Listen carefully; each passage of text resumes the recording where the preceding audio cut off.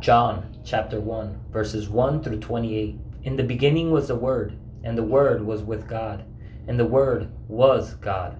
He was with God in the beginning. All things were created through him, and apart from him, not one thing was created that has been created. In him was life, and that life was the light of men. That light shines in the darkness, and yet the darkness did not overcome it. There was a man sent from God whose name was John. He came as a witness to testify about the light, so that all might believe through him. He was not the light, but he came to testify about the light. The true light that gives light to everyone was coming into the world. He was in the world, and the world was created through him, and yet the world did not recognize him. He came to his own, and his own people did not receive him.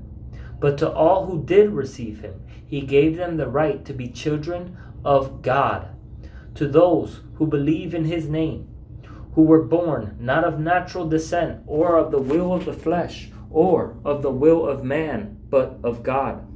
The Word became flesh and dwelt among us. We observed his glory, the glory as the one and only Son from the Father, full of grace and truth. John testified concerning him.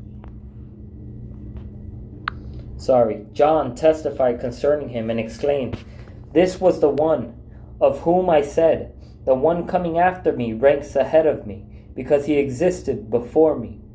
Indeed, we have all received grace upon grace from his fullness." How did Jesus exist before John if Jesus was born after John? Unless Jesus was pre-existent. Because Jesus is eternal. Jesus is God. The Word was Jesus. The Word was with God, and the Word was God. A lot of people don't understand the Trinity. The Trinity is not as difficult as people make it to understand. There's three persons. The three of them make up God. Three of them together are God. So when you talk about God, you're talking about the Father, the Son, and the Holy Spirit. Just like you spell God with three letters, if you take one letter away, if you take away the G, what are you going to have? You're going to have odd. It's not going to be God. It takes three letters to spell out God. It takes three to make God. So yes, Jesus was praying to the Father, because there are three that make one God.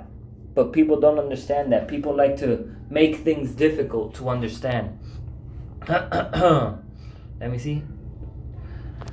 The Word became flesh and dwelt among us. We observed his glory, the glory as the one and only Son from the Father, full of grace and truth.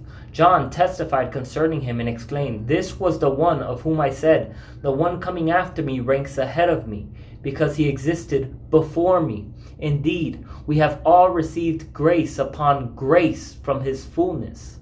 For the law was given through Moses. Grace and truth came through Jesus Christ. No one has ever seen God, the one and only Son, who is himself God and is at the Father's side.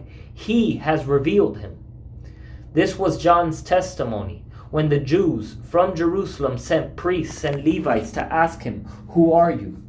He didn't deny it, but confessed, "I am not the Messiah." "What then?" They asked him.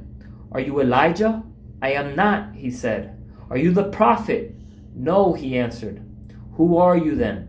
They asked. "We need to give an answer to those who sent us. What can you tell us about yourself?" He said, "I am a voice of one crying out in the wilderness, 'Make straight the way of the Lord,' just as Isaiah the prophet said." Now they had been sent from the Pharisees. So they asked him, "Why then do you baptize if you aren't the Messiah or Elijah or the prophet?" "I baptize with water," John answered them. "Someone stands among you, but you don't know him. He is the one coming after me, whose sandal strap I'm not worthy to untie." All this happened in Bethany, across the Jordan where John was baptizing.